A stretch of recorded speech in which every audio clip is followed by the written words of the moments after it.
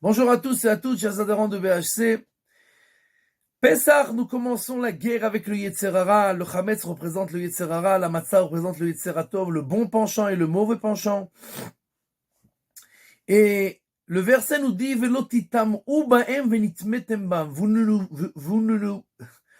ne vous impurifierez pas avec le Yetzer Hara, le mauvais penchant, parce que vous deviendrez impurs. Et bien entendu, la question se pose immédiatement. Bien sûr que si on s'est impurifié avec le Yetzer Hara, on devient impur, puisqu'on s'est impurifié avec le Yetzer Hara.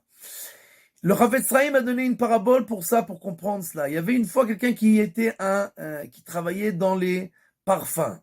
Il avait une boutique de parfums. Et bien entendu, tous ceux qui passaient à côté, ils avaient un plaisir extraordinaire des odeurs qui sortaient de cette boutique. Et un jour, le magasin juste à côté de lui, le mur mitoyen,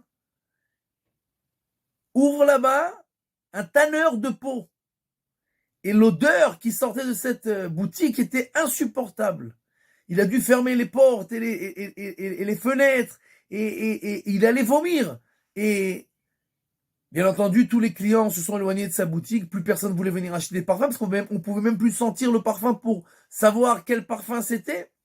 Et un jour après l'autre, une semaine après l'autre, personne ne vient. Alors il a mis une pancarte à vendre.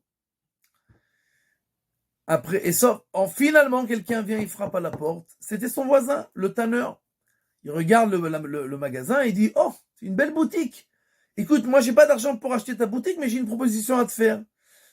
Viens, on agrandit ma boutique et je vais te prendre en tant qu'associé et on se répartit les gains. Il lui répond froidement, merci, je vais y réfléchir, merci beaucoup. Mais après quelques semaines encore où il n'y a pas d'argent et qu'on a besoin de vivre, alors il vient la mort dans l'âme chez son voisin et il dit, écoute, j'accepte ta proposition. Le lendemain, il vient avec un tablier comme ça et il allait vomir, draingue de l'odeur, mais il n'y a pas le choix. Il commence à mélanger les peaux et l'odeur est insupportable.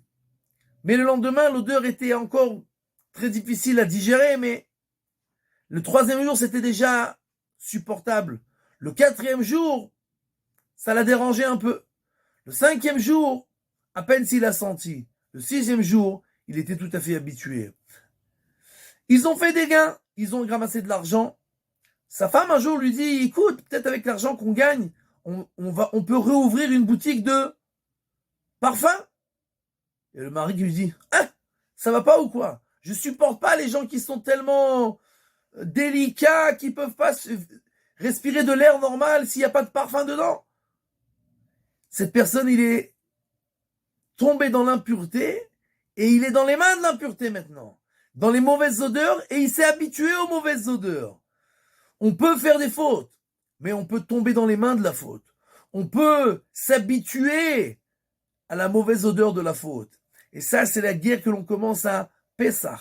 La guerre contre notre mauvais penchant pour que Khalila Vechas, c'est pas non seulement qu'on fait des fautes, c'est pas non seulement qu'on fait des péchés, c'est pas non seulement qu'on tombe, mais qu'on tombe dans les mains de notre mauvais penchant et qu'on devient des captifs.